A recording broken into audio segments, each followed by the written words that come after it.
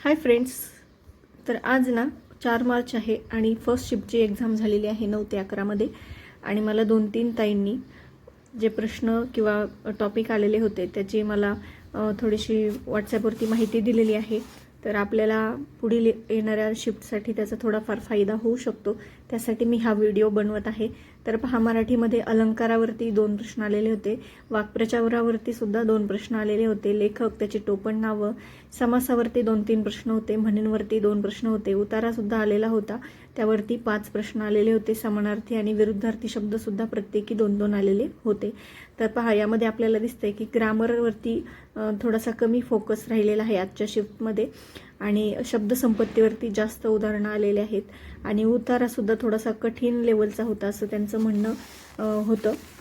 त्यानंतर इंग्रजीचं पहा, इंग्रजीमध्ये आर्टिकलवरती 2-3 प्रश्न आलेले होते, म्हणजे प्रेपोजिशनवरती सुद्धा 1-2 प्रश्न होते, क्लॉजेसवरती 4 ते 5 प्रश्न आलेले होते, एररवरती सुद्धा 3-4 प्रश्न आलेले होते, OWS म्हणजेच वन वर्ड सबस्टिट्यूशनवरती 2 प्रश्न होते, त्यानंतर सिनोनिम अँटोनिम प्रत्येकी 2-2 प्रश्न आलेले होते, पॅसेजवरती सुद्धा 5 ते 6 प्रश्न होते आणि इथे सुद्धा पॅसेज हा टफ होता, हार्ड लेवलचा होता आणि करेक्ट स्पेलिंग म्हणजेच मिसस्पेल्टवरती सुद्धा 4 प्रश्न आलेले होते.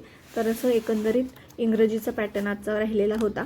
त्यानंतर GK GS पहा, त्यामध्ये भूगोलावरती 3-4 प्रश्न विचारण्यात आले, त्यापैकी कृष्णा आणि नर्मदा नदीवरती प्रश्न आलेला होता, त्यामध्ये मग उपनद्या विचारलेल्या होत्या नर्मदा नदीच्या.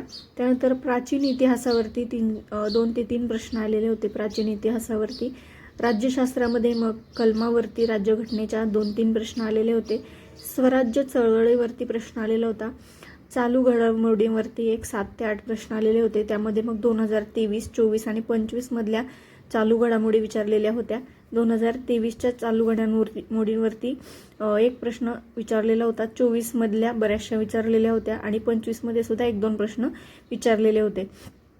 व्यक्तिविशेषमध्ये विचारलेला होता 1 प्रश्न काहीतरी आणि खेळाडूवरती सुद्धा प्रश्न विचारलेला होता. तर कुठल्या तरी योजना विचारलेल्या होत्या 2, एवढं एक्झॅक्ट कळालेलं नाहीये.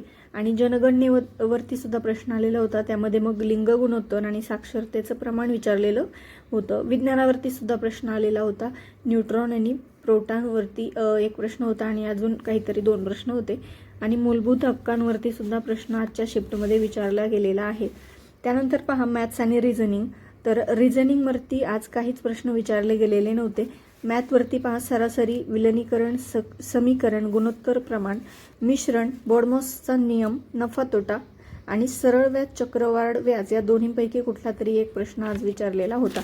तर अशा प्रकारे आजचा पेपरचा पॅटर्न राहिलेला आहे. तर आपल्याला सिलेबसमध्ये मॅथ्स दिलेलंच नव्हतं आणि त्यानंतर जे ग्रुप लेवल टायमर जी मेथड आली त्यामध्ये आपल्याला गणिताचा उल्लेख आढळलेला होता.